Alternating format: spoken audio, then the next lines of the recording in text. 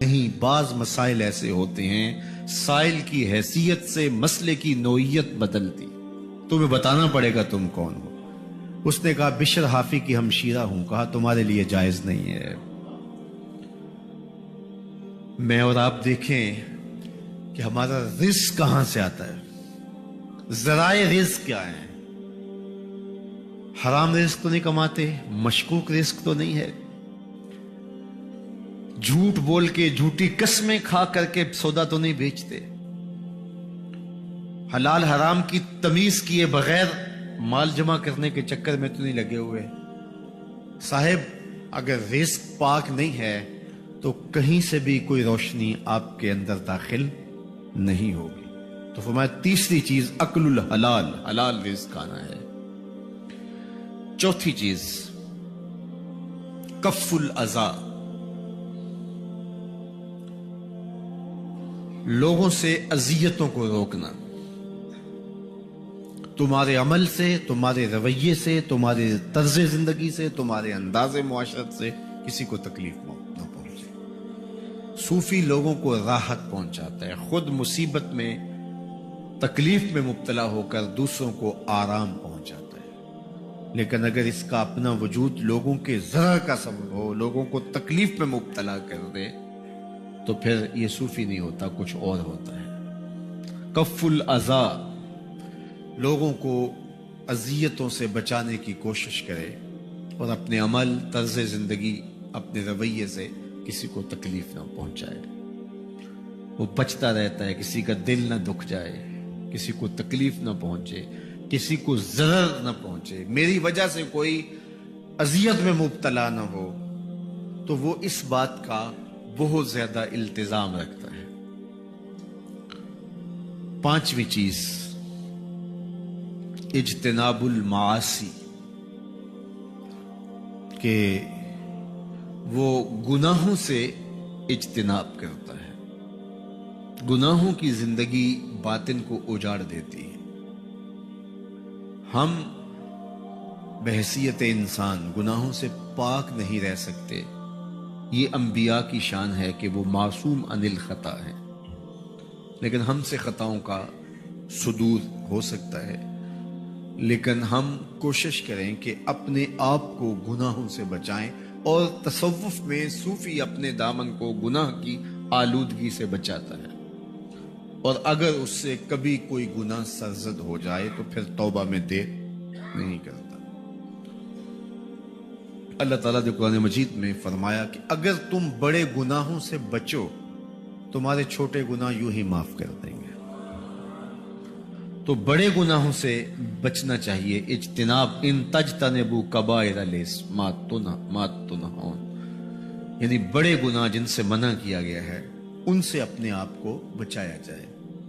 تو جب آپ بڑے گناہوں سے اپنے آپ کو محفوظ رکھو گے تو چھوٹے گناہوں سے اللہ تعالیٰ معاف فرما دے گا۔ بلکہ جب ہم وضو کرتے ہیں تو وضو سے اعضائے وضو کے گناہ جھڑ جاتے ہیں، نماز پڑھتے ہیں تو گناہ جھڑ جاتے ہیں۔ تو جو صغائر ہیں وہ تو یوں ہی معاف ہو جاتے ہیں، اور جو کبائر ہیں ان کے اوپر توبہ واجب ہے۔ تو کہا کہ اجتناب المعاصی، گناہوں سے اپنے آپ کو صوفی بچاتا ہے۔ اور پھر چھٹی شرط جو بیان فرمائی وہ ہے التوبہ، توبہ، گناہوں سے توبہ، گناہ نہ بھی ہوں تو پھر بھی توبہ۔ اس کی مثال میرے اور آپ کے آقا و مولا حضور نبی رحمت صلی اللہ علیہ وآلہ وسلم کا مبارک عمل ہے۔ میرے حضور کے دامن پہ گناہ کا ایک دھبا بھی نہیں ہے۔ یہ ہمارا بنیادی عقیدہ ہے انبیاء کی عصمت کا۔ انبیاء معصوم ہوتے، ان سے گناہ صادر ہی نہیں ہو سکتے۔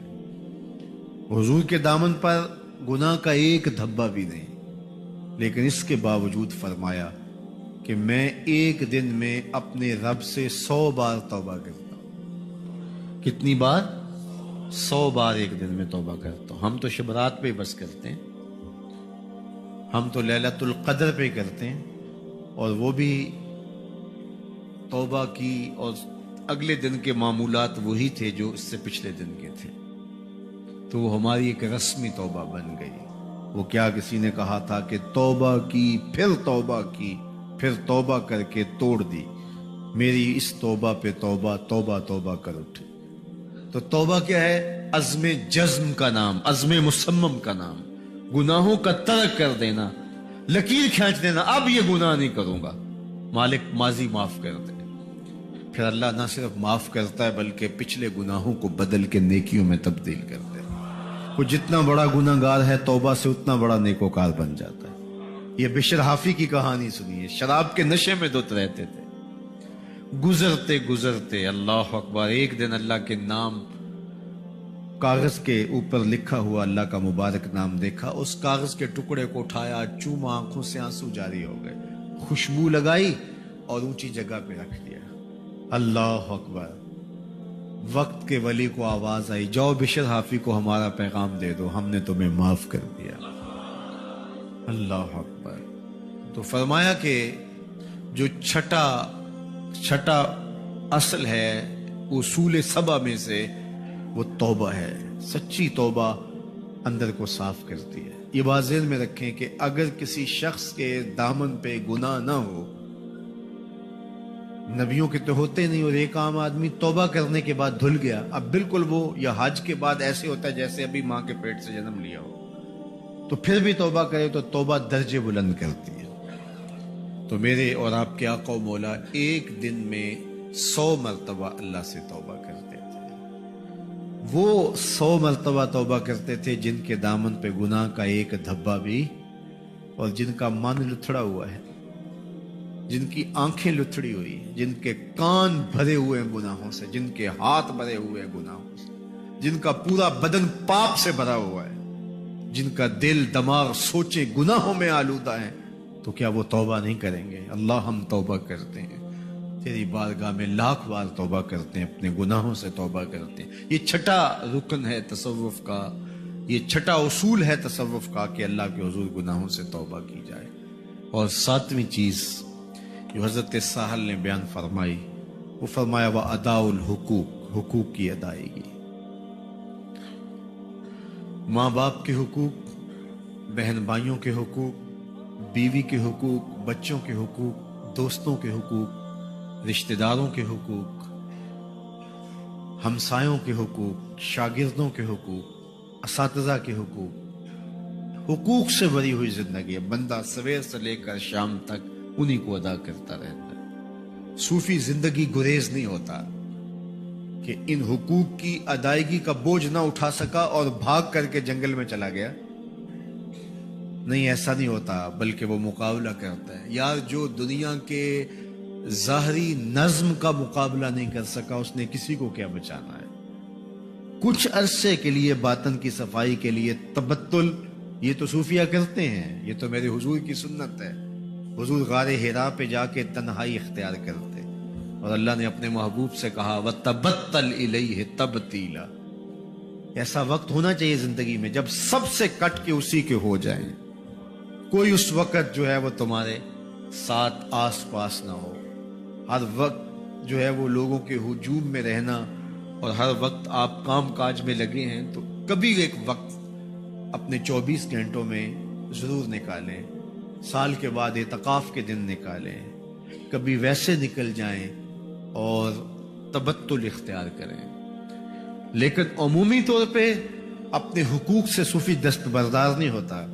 वो बीवी के हक भी पूरे करता है, बच्चों के हक भी अदा करता है, वो अपने हमसायों के हुकूक से गाफिल भी नहीं रहता, उनको तकलीफ नहीं पहुंचाता, ज़रर नहीं पहुंचाता, उनकी ज़रूरियात उसकी नज़र में होती है।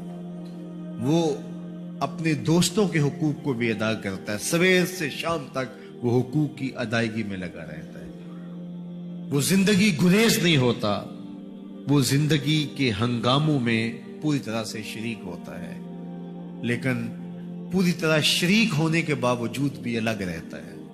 शरीक भी होता है, नहीं भी होता। हजरत मुजद्दिद अल फैसानी ने इसको इन अल्फाज में बयान किया कि वो कायन